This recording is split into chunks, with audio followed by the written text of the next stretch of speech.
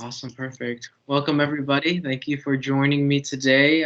This week's guest is none other than Peter Brooker from Tailors with Love. You can find him on IG, Instagram, and his podcast. So thanks, man, for joining me again. So No problem, mate. Wouldn't miss it. How are you doing today, Christopher? I'm doing fantastic. You know, back on it, doing another video, part of my series, that one Bond guy meets, where I like to do interviews with everyone in the Bond community, not just to talk Bond, but to get to know one each other, and to spread my friends and everything. And I'm just so glad that this week I'll be able to be talking to you, my friend. So how's it going for you?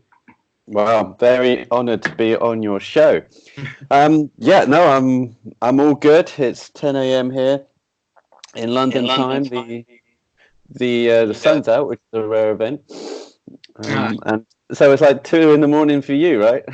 Yeah, yeah. I mean, honestly, I need to get used to, staying up and switching time zones here because I'm going to be going over there to study abroad for a month. So Uh-huh. I'm really excited about that. I'll be going during the summer, so a lot of bond locations over there that I'm going to be taking advantage of. Like I said, I'll be there a month, so I'll be there for a minute, and I'm really excited to go over there. So So look, you're studying to be a commercial airline pilot. Is that yeah, down the road for you? Uh-huh. yeah, that's the You are a parent's wet dream, Christopher. You plan. are just a beaut. Yeah. Honestly, I've been flying since I was 2 years old, as long as I could remember, and going to travel and seeing things has always been in my blood. I mean, my family has a long history of aviation, and my dad currently works for American Airlines, so I'm going to school right now. Then I'm going to be a flight instructor to build up my hours, and then I'm going to apply for American. And it's kind of a perfect time because as of right now, a lot of the pilots are retiring due to age, so that's Right. going to leave tons of open spots for me. So I'm excited, and not only, Yeah. but it has a Bond connection because at least the film Bond, not so much the literary Bond, but the film Bond is a pilot, and you see him flying many things. So that's something I like to compare with. So So how much school does that take then to become a uh, commercial airline pilot? How about many years? 6 years, actually. I mean, 6 years. 4 to 6. Six is the max. Yeah, it takes a while to build up the. I can get my private flying license. I can go around on the weekends and fly by myself real fast, but it takes about, I think 50,000 hours, something like that. Wow. It's a lot of hours in order to get. And plus you have to be 31 at least for the states to be able to get hired. So I still have time. I'm turning 20 this year, so I mean I have some time to work on some stuff. But at the same time, I'm getting my general ed out of the way, so I have that as Plan B just in case. But Right. uh, anyway, enough about me. So I want to get to know you better. Kind of like the first question, just right off the bat. Where did your Bond lifestyle and Bond get started? What was your first Um, all that? so I guess my first entry point to watching Bond or being immersed in the Bond world was sitting down and watching The Living Daylights with my family. And I vividly remember the scene where they open up the heart in the case, and Bond goes, "That's not a human heart, that's an animal heart. Diamonds covered in ice." And then my whole family went, "Whoa!" And I was Yeah. so young, I just went, "Whoa!" But I had no clue what they were talking about or what that was about. So, but I remember just being quite intrigued into the mystery element, and then all the action sequences from the films were just jaw dropping for me. So like the barrel roll in Man with the Hmm. Golden Gun, running over the crocodiles. These were just amazing things for a kid to see growing up. And then moving to when I studied in Liverpool, I lived with a band that I was in at the time, and we just, I think we just played N64 non-stop. We just played GoldenEye. We had separate league tables written down. Everyone had their own characters. I think one of my friends even took a year out of uni to kind of concentrate on completing the game. He would probably say that it wasn't down to that, but believe me, that had a huge impact on him. So there was a lot of Bond just growing up from different areas. Really, you had primarily the films, then the computer games, and I would always be going to see the latest Bonds when they were coming out. I remember going with my brother to the cinema to see all of the Brosnans when they came out, and then when we saw Casino Royale, my brother bought me this tuxedo, and we were going to go dressed as Bond, and it was like a £20 casino tuxedo that was just horrible and nasty. But so yeah, it became like a fancy dress event to go to see the Casino Royale. Nice. And so yeah, it was always around me. I think like everybody, they'd be introduced to it by their parents, and I think like a lot of things really, if you don't get in there, if you're not introduced by your parents at some stage to some things, you just won't grow up with it. Like cricket for me, snooker would never have been a part of my life. You've heard of snooker? I'm never sure how it translates to that, but I know cricket is kind of similar to baseball. I played baseball during my high school years, all 4 years, so kind of have that similarity. But I haven't heard the second one. So snooker, yeah, it's it's billiards basically, like a long form of billiards, a bigger version of pool. And it's all the sports that will never get you laid in school. Even if you were the best at it, you would never get any sex being the best at these sports. But all the nerdy sports that I got into were through my dad. So, and Bond was just an auxiliary for that, or an ancillary, whatever that is.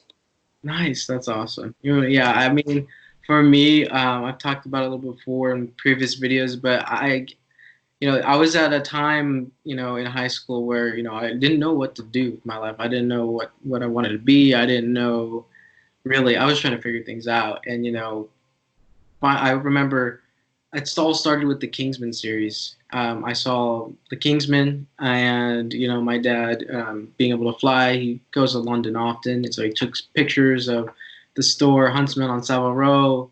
And from that point on, I've just got immersed in the spy world, and my parents were like, have you ever seen a Bond movie? Because that Kingsman is like a spin-off of Bond. And I'm like, no. So one night I sat down, I was like, okay, so I know there's a lot of movies. It dates back to the 60s.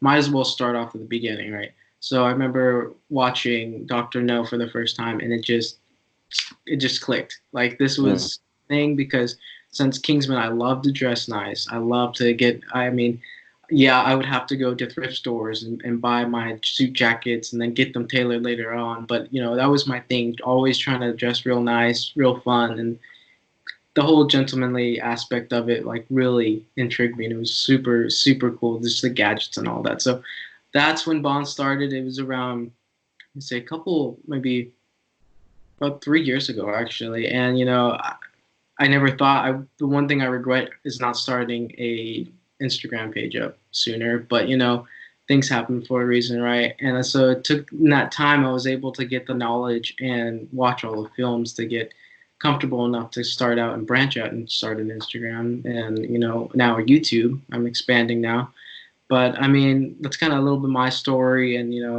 that's what makes it's kind of perfect in a way, because now that I have all of this knowledge of everything, I'm able to go and see the places in London when I go study abroad for a month this summer. And it's just going to make that trip 10 times better, because it's going to be, it'll be educational, but it'll be mostly on the side, mostly about Bond. So nice.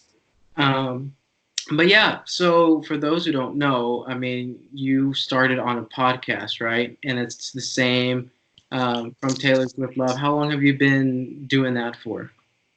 So I do that podcast with Matt Spacer from the Suits of James Bond, and we've been doing that for, I think it's coming up 2 years. I haven't actually counted any anniversaries, but I do know that we've released a podcast at least every 2 weeks, if not every week, sometimes a couple of times a week.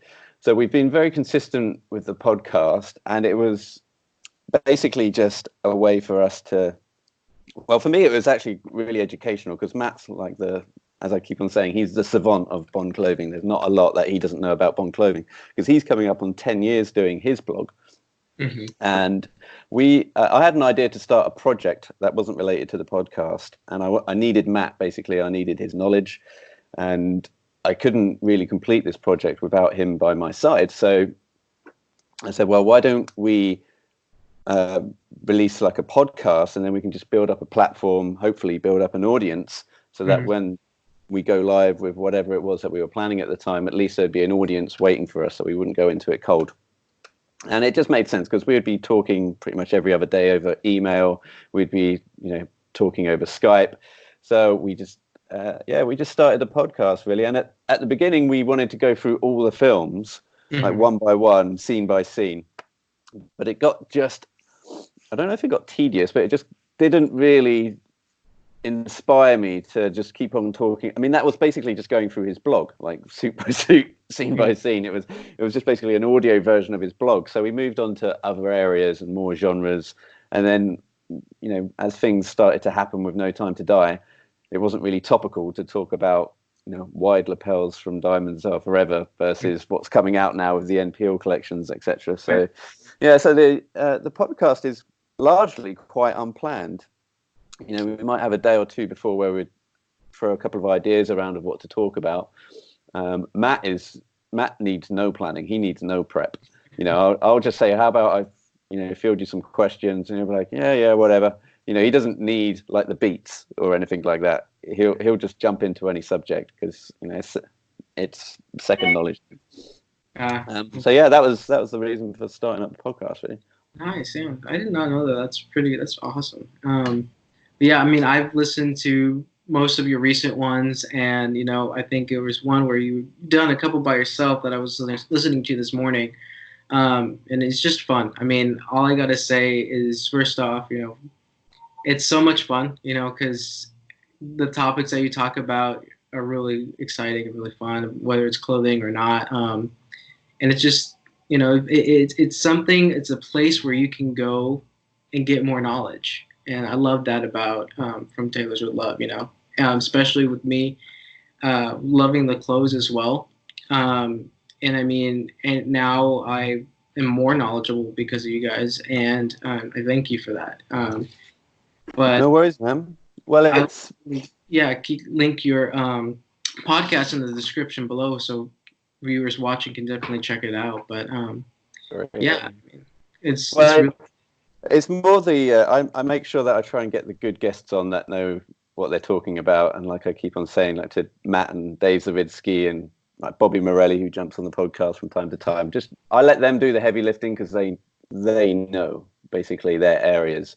I mean, I'm actually studying at a university. I'm becoming a fashion student, so I just see this as a bit of a cheat, as a way for me to learn along the way. So I think the podcast comes in at some good entry points, like for yourself that you're looking to learn and you're looking to get a bit more knowledge. I'm basically in your seat, and and you've also got the people that do know quite a bit, and they can listen to Matt and they get educated that way and they can relate to that. So yeah, I think it covers a few bases, and we're conscious also to try and just keep it to the close. I mean, there's a lot of great podcasts out there like JBR, being James Bond, Double O Files, etc. They can cover the wide net of Bond. They can just they can Right. cover any But aspect. you can nail it down to the clothing here. Yeah, so I feel like a lot we do try and just keep it disciplined. I mean I might just shoot off on a few tangents every now and again, but Matt Hmm. normally reels me in. Right. And I mean, I'm trying to figure that out myself for what I'm doing. I'm mainly on Instagram posting, but now that I branched out to on YouTube, I'm trying to figure out to find that one place that I can fit in and do my own spin on things. Right now, I just decided to start up a series of interviewing everybody to get to know each other, and from there, I'll probably do, I don't know, maybe frugal bond things. I just created a video on an H&M roll neck turtleneck that looks exactly like the one from Spectre that I got for like $13.95 or something like that. And I mean, the one thing I have going for me so far is the fact that I'm younger, and I mean, for the Bond fans that are in my shoes who want to get the look, I understand because it's right now we're at the beginning of our university career, and we might have another side job, and I remember David Zursky talking about how Bond should be accessible for everybody. So I kind of want to be the bridge that allows people like myself or in my position to be able to feel that way and feel confident in what they're wearing that looks just like it. So I think I'm kind of moving in that direction. At the same time, I'm still trying to figure out some cool things. So I know I'm a car guy as well. I actually, my first car, kind of a fun fact, is um, still have it, is a 1961 Hillman Husky, which is actually a very English car. I got it, and I've been driving it literally for the last couple of years. I felt like the coolest kid on campus because my car was the only one from 1961. Literally, when I was getting my parking pass, the teachers were like, "It's a what? What is that? What year?" But it's real sweet. But yeah, I love all classic things, whether it's clothing, vintage clothing, and just that's why Bond stands out, and Bond's perfect for me because it has all that aspect, the cars, vintage clothing, and then even now.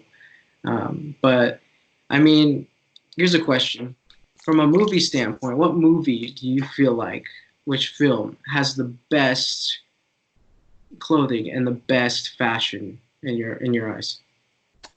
So if you asked Matt Spacer this question, he'd probably say Thunderball or Majesties. The best clothing I think I've seen, it's weird, maybe not the best clothing, but the Daniel Craig series, he was dressed in Brioni for Casino Royale, and then it all moved over to Tom Ford, I think, from Quantum of Solace onwards. And even Quantum of Solace is a really nice, stylish film. It's got some really nice cuts. The actual fit of his suits, I think, suit him better than the ones that he's released since. So if you look at that separation period between Casino Royale, Quantum of Solace going onwards, you can see what Daniel Craig looks in a really nice tailored Italian suit. And that's the moment when he just steps out and he's in the tuxedo, the dinner jacket. That is such a key moment, I think, for him. And maybe it's not the most stylish film because he's out there in the Bahamas in the snake pit wearing like this kind of weird patch Hawaiian shirt where he's chasing the dude across the construction site. So you'd say, well, that's not the best looking Bond that I've ever seen or the best dressed Bond. But there's definitely elements of Casino that I really dig. Also, I mean, I really like Live and Let Die. Not just the film, but just some of the tailoring, the overcoat that Moore wears when he goes to see Solitaire and Mr. Big for the first time. Probably one of the best overcoats of the series. And also just some of the shirts. So an interesting fact, well, not an interesting fact, but I went to the shirt maker, Frank Foster. So when you come to London, Christopher, give me a bell and we'll go see Frank Foster. I'm sure you've heard of him through Matt's site and various forums, right? Yeah. And the lady there, name's Mary, pulled out a roll of fabric that was used in Live and Let Die. It's the actual same bolt of fabric that Roger Moore wore on the boats through the boat chases. Really? Wow. So I'm actually looking to get a shirt made exactly like that from the same bolt of yarn. There's still lots of conversations later down the road to be had from that. So there's lots of things happening in Live and Let Die that I really like. Lots of things in Casino. I think, if I was being a purist, you'd have to say the early suits of Connery are pretty much untouchable. The Anthony Sinclair suits, the Goldfinger suits.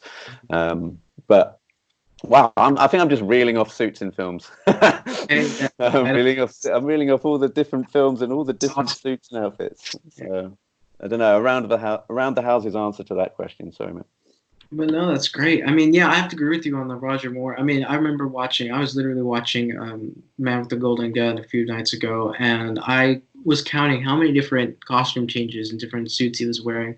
The first couple of suits that he was wearing just looked absolutely awesome, even in the style that it was back then, it still looked like something you could wear today, which was something really cool. And I've kind of been looking at Roger Moore more so to get things from like thrift stores to kind of match the different color patterns and everything, because I really like like certain suits that he wore. But again, I agree with you. The Connery styles are timeless and they're perfect just the way they are. I feel like though Daniel Craig is like really modern. So I mean, it's you can definitely wear it now. Obviously you can because the movies are as of recent, but like definitely more modern than more of the older Bond looks because they're more vintage. But you know, I you can wear them all honestly. I mean, no matter what kind of suit you have or whatever you have, you can wear them all anytime. And kind of leads me to my next question is like, what is your favorite? Either it could be screen accurate or a replica outfit that you have that you just feel like Um, absolutely perfect. well, I think the safari jacket from Octopussy. Wait a sec. Sorry, cause babe, do you mind getting my suit jacket, the grey one, the grey black and white one, and the safari suit jacket from the closet, the one that had made in Hoi An? Sorry. So yeah, that's I should have had these prepared. Well, You're I good. think one of my favorite is we mentioned the man with the golden gun when he goes to Nailhead Island at the end. Yeah, that one. And can I get the blazer, the the one that I had made? So I actually had this Nice. safari jacket made when I was out in Vietnam. I had this tailored to the spec, the Octopussy safari jacket. Yeah. Was it the Octopussy? Fuck, I think it was the man with the golden gun. I think this is the one where he chases down in the car chase sequence. But Right. Yeah. That, uh, sorry, it's quite early in the morning. I'm only on my first cup of coffee, Chris. my, It's weird. It's early in the morning for you at 2 a.m. and it's weirdly early in the morning for me at by the 10 a.m. way, by the way, I work for Starbucks, so my discount works out over there. I tried it already, so whenever we want to go get some coffee, whatever, I got you the discount. Don't even worry about it. All right. All right. So there's this one that I had made, and Oliver Brown did a version of this as well. And in fact, Yeah. I noticed on the site you can still buy that. But I had like the lining done slightly separate. So I had the belt detail taken out of the back. So it's a Uh-huh. bit more casual. It's a bit less cosplay, I think. Yeah. And because of the safari nod, I had like a leopard print It's put on nice. the inside of the lining. So I really like that one. Let me show you this one. Can you say hello to Christopher, babe? No, no. No. She's not wearing much clothes. And this one It's early. is the silk and wool silk jacket that Beautiful. It's beautiful. it's Wow. a take on what Roger wore to Nailhead Island, although the one in The Man with the Golden Gun has a much larger red overcheck. Hmm. I've got some red overcheck in here, but it's a bit faint. So, because I'm quite small, I find like window pane and real kind of squared features really box you off and accentuates it like a small frame. That's just my personal take on it. So I went for a lighter red overcheck, but kept the lapels reasonably wide Nice. for the 70s touch. So I forget what the question was. I think I'm just going through my wardrobe, just showing you pieces that I've had. Oh no, hey, this is a treat for me, honestly. Like I said, talking to you, taking time out of your day and seeing all your collection. That's a treat for me, honestly. This is awesome.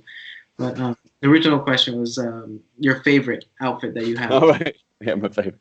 Probably that one. Probably that. Nice. I agree. That's a really sweet outfit Yeah, there. I wear that with pretty much everything. I can wear that roll necks and shirts. I mean, that is my go-to jacket for a lot of occasions. Um, yeah, that's pretty sweet. Okay, let's see. What was my next one? Oh yeah, favorite aspect of the Bond community. Like just favorite aspect, favorite thing about being part of something like this. I guess favorite aspect so I like the traveling element. I've always the last 3 to 4 years I've been traveling a lot, and you'll find this being a commercial pilot when you Yeah. grow up. Is that well? I'm going to the Bahamas next month, for example, and when I put the feelers out, does anyone know how to get into Palmyra, like the Lagos, the Largo place with the shark pool? Mhm. The amount of people that have already been there, and the amount of research, people have already done vlogs. Dave Zaritsky being James Bond, Joe's done some. Mhm. Bobby Morelli came back with a whole itinerary for me. So I really like the fact that we've already had people that go there and have done these things that can give you advice on what to see and what to do, and Nice. also people that just want to meet up. They're like, "Hey man, I'll be in town. Let's go to Fontainebleau. You'll be in Miami for a night. Let's meet up." So I like the get-togethers, traveling aspects. Yeah. So I mean, the community is great because everyone's quite supportive. I don't think there's too many dickheads in the crew. I think, do you know what? There is one dickhead, but I don't know who he is because I found out that someone was bad mouthing a couple of people in the community, but he was quickly squashed. As in, that one said, "We're not going to share this, and we're not going to talk about you because we don't want to give you the oxygen of publicity." And I never found out who he was. So those people are few and far between because I just don't think that they deserve to really see the light of day. And I agree. I mean, I think there is way more positive and way more good people out here in the Bond community. I mean, from everyone that I've met, I mean, first off, I know I'm like brand new to this online on Instagram thing and getting my hands wet in the community. And I know there's a bunch of other accounts that just happen to pop up because of the new movie, No Time to Die, coming up. But once I think Joe was talking about this on one of his podcasts. Once the movie is over, a lot of the smaller accounts and people are doing this just to do it will slowly dissipate. But the ones that are consistent and make good content and do things because they want to do it will stay. And that's my hope. I mean, I'm drawing this out all the way to when I get to London and stay there for a month. It's literally going to be nothing but taking pictures and videos, blogging, and I'm going to need your help and Harris Thomas's help to tell me where the best places to go, if you guys don't mind, of course. And Yeah, no problem. and I love to see everything, as much as I can. But I'll definitely give you a ring and let you know. We'll be there from the ending part of May to the ending part of June. So I'll be there in there around that time. I think I'm actually coming to Sacramento, California at the end of May to June. So we're going to just cross over, which is going to be really sad. Say hi in the airport, right? There you go. I'm only joking. No, of course, when you come over, that'd be great. Yeah. Yeah. Sorry. Yeah. That's really cool. Sorry. No, I've just got playing the keyboard. So when you come to London, I mean, I know Harris did a whole load of photos and shoots when he was here, so he knows a lot about the locations. With the brands, yeah, you should definitely come and we'll show you around some of the brands. We'll book you in some appointments. Yeah. And Mason and Sons, they're over in Montague Square. They're actually opposite my girlfriend's place. They're on the same square. Mm-hmm. So there's lots of good stuff to see. That's one of the biggest things I'm excited to see are the brands and locations. I mean, I went with my father. It was about a couple months now. We got there at 9 a.m. and we left the next day at 6 a.m. So we spent from 9 a.m. to 9 p.m. walking on foot all around London, Ubering it. We went to Bond in Motion. We went to London Eye. We did all the normal, and then we went to Huntsman just because I wanted to see it because of Kingsman. Mm-hmm. We were able to go inside and check that out and take pictures and all that, which was really cool. But we did so much in one day, and I felt like there were so many things I have to come back. It was as soon as I got back to the hotel, I was going to go to the bar that they had there and order myself a vodka martini because I'm able to drink and everything over there. And as soon as I got back to the hotel, I crashed, and then I woke up and we had to get ready to leave. And I was like, damn it, I missed my opportunity. But I'm coming back, and I'm super excited. And this time I'll be there for a longer period, so I'll be able to check everything out thoroughly. So that's super exciting for me. So what do all the girls your age think of Bond then? I mean, I've got the feeling that chicks around the age of 20 don't know anything about Bond. What's your take? I work with a bunch of, people in university my age at Starbucks, and it's funny, whenever I talk about James Bond, they always are like, oh, we know who that is. And you're trying to be like, Bond, we know who he is, yeah, all that stuff. I mean, they know of him, I believe. They just don't know, Right, okay. But, I mean, I think, especially now with the announcement that Billie Eilish is going to be doing the song, and so many girls and just people my age in general know of her, I think that's going to spark a new interest just to go see a movie. Just to go see, which is going to be pretty interesting, I think. And I think they were pretty smart to do that. Although I would have loved it. I don't know. I mean, I don't know her a lot, and I did a little rant video, I guess you could say, on it, but I don't know about her too much to say to have a good opinion or a good judgment. But I Hmm. just hope it's gonna be a good song. And I mean, my favorite so far out of the modern is Skyfall. I mean, Hmm. sure that's a lot of people's favorite, but um, I'm just kind of excited to see how it goes because I feel like because of her, a lot of the younger generation are gonna might get interested or might go see just because oh Billie Eilish is singing the song, you know. But Well, I don't know. that's the whole point why they got her in, right? I mean, Right? Yeah, I there, believe.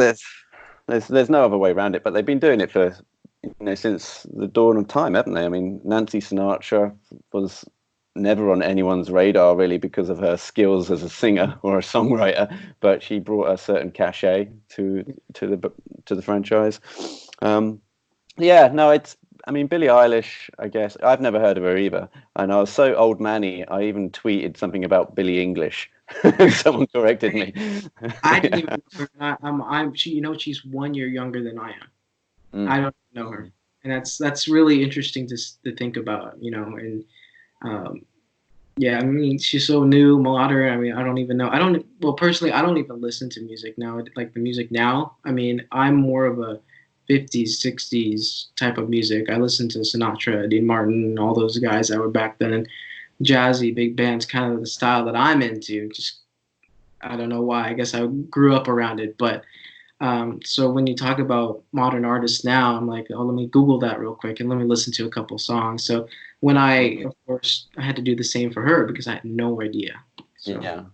Well, Billie Eilish sounds like a name that would only exist today. If that was in the 60s and this was like Decca Records, there'd be a big executive chairman that would go, you've got to change your name to right, Billie Irish, Billie English. I mean, there's not going to be any person out there that's going to buy from an artist that they can't pronounce their name, right? yeah, I mean, they would say, have you ever heard of Reginald Dwight? Exactly, because John sells millions of records. And then she goes, well, it's okay, my brother will write it. Like Finnish, Fanish. I mean, again, they would just have to change their names from minute one. They would be right, Billy English or something like that. But yeah, well, I mean, she's only 18, so she doesn't really know pressure. You know, right, I mean, I never knew any pressure when I was 18. It's you have like this, um, you have this great enthusiasm for life when you're that age. You don't really know. You just want to go out and prove yourself. I mean, when I was 18, all I wanted to do was prove how well I could drink, and I proved that day after day to everybody. I was the best. So she'll just go out and prove herself to a whole new audience, which is exciting, I guess, in that respect. It's no live and let die, though. right. I mean, There will you she go. ever? Will she do like a G to G diminished to G7? Will she know that? Who Only knows? time will tell. Well, and it gives me more anxiety to have to wait till April, you know. Um, but kind of on my Sorry to closing questions. Yeah, go for it. I was going to say I've got to shoot, but yeah. Oh, okay. So, what are you excited to see from No Time to Die to the future, and when it comes to 007? What am I excited to see? Well, obviously the film's coming out. Excited to see that. I'm excited really to see a lot of the films that I haven't really seen in a long time, like the in between films that Daniel Craig's done, like Layer Cake, Hmm. Logan's Lucky, because I like to have my Bond as Bond throughout his entire tenure. I mean, I won't really go out. I haven't even seen Knives Out yet because I just don't want to get distracted or Right. derailed and see Hmm. Daniel Craig in a different role. So I'm actually quite looking forward to going through a back catalogue of Daniel Craig. And now that he's done, you can actually go and see all of the other films and just invest a bit more time in Daniel Craig. And I guess that's, I mean, they won't, I don't think they'll release another Bond for a long time. Hmm. I know other people think that they'll just crap them out now every couple of years, but I think it's such an undertaking for the people involved, like Eon and Barbara and Michael, to actually put something together like this, Yeah. that they need the time out as well. Right. So I think you'll have a lengthy spell in between Bond films, and all the people that are being speculated now, 3 or 4 years down the road, won't be considered. I don't Right. think they'll be too old. So there'll be new conversations all the time, and I'm probably going to be way off track with that, and they might release one back to back. They might release one in June. But I Which would be mean, nice. the thing about that is I'm able to catch up on everything and kind of get to the caliber that you guys are at when it comes to the knowledge and all that. I'm excited. That's what I'm super excited about, going to different events, meeting all you guys in person one day, and just, hanging out. But Yeah. on that note, again, thank you so much for spending a little bit of your time with me. I know it's early morning for both of us, but this was totally worth it. I wasn't going to miss it for the world. So thank Oh, you mate. so Well, much. you're a sweetheart, Christopher. Keep doing what you're doing. And when you come to London, yeah, give me a nudge. We'll smash out the Starbucks loyalty. Oh yeah, that would be amazing. Yeah. Yeah, All right, thank you mate. so I've got to shoot. much. Hope you have a great day, man. You too, pal. Take it easy. Bye, See you.